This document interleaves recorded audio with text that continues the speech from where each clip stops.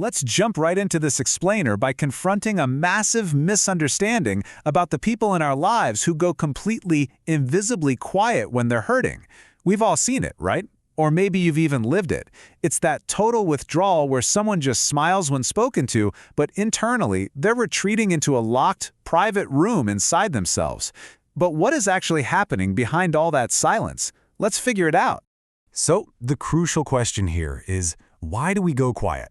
It's really easy to assume it's just a personality quirk or maybe even a calculated act of manipulation. But actually, this silence is a deeply ingrained survival strategy. It's a scar learned way before the nervous system even had a chance to question it. As we unpack the psychology today, you're going to see that this isn't about being difficult, it's an incredibly powerful adaptation. You know, we tend to make some pretty harsh external judgments about this. We see someone withdraw and instantly think, oh, they're being passive-aggressive, or they're using silence as a weapon to make me feel guilty.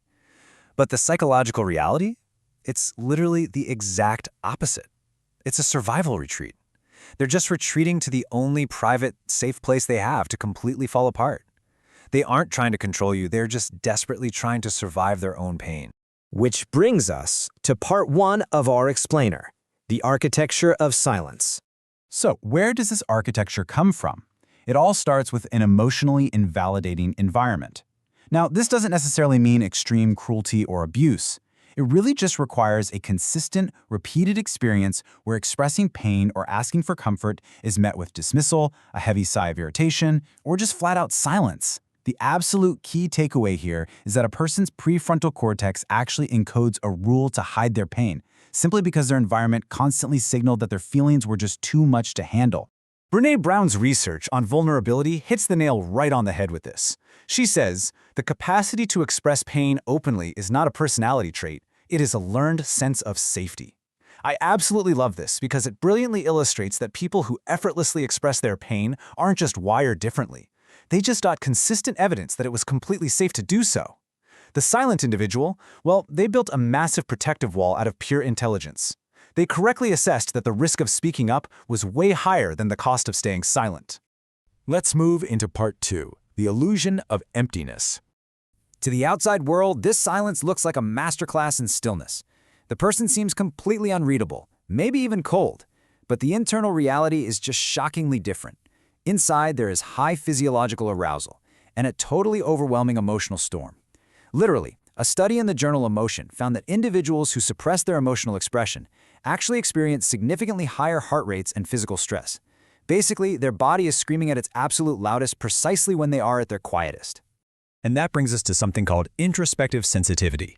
This is your brain's highly calibrated ability to read and register the internal physical signals of emotion. Think of that tight chest or the feeling of heavy eyes before you cry. Because of this incredibly heightened sensitivity, the silence is never, ever an absence of feeling. It is the overwhelming presence of too much of it. They are feeling things with an intensity that their face is just never going to show you. The famous psychoanalyst Carl Jung actually had a term for this. He called it the introversion of affect. He used this to describe people who direct their emotional energy entirely inward. And again, not because they feel less, but because the inside is literally the only place they've ever learned is safe to feel anything at all. They aren't cold. They're carrying a Category 5 hurricane behind a tightly locked door. Okay, part 3, the burden belief.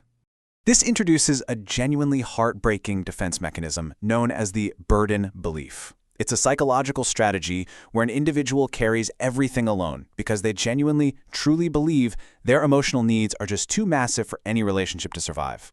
Researchers at the University of Rochester found that this consistent withholding of emotional truth slowly, quietly hollows out relationships. It creates this massive, gaping distance, while the person is, ironically, trying their absolute hardest to protect the people they love from their own pain. So how do they cope with all that immense weight? Well, they build what psychology calls a rich inner world.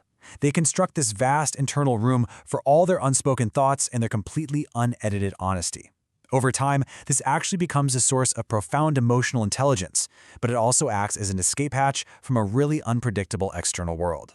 They rehearse absolutely every conversation they know they'll never actually have. The result?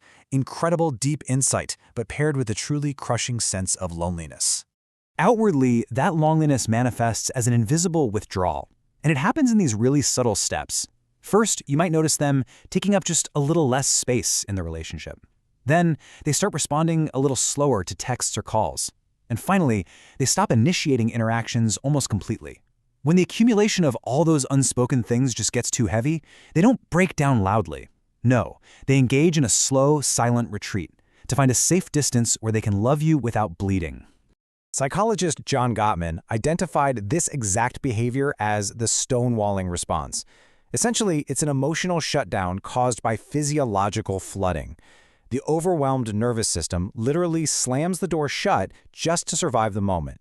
It is so crucial to understand this distinction.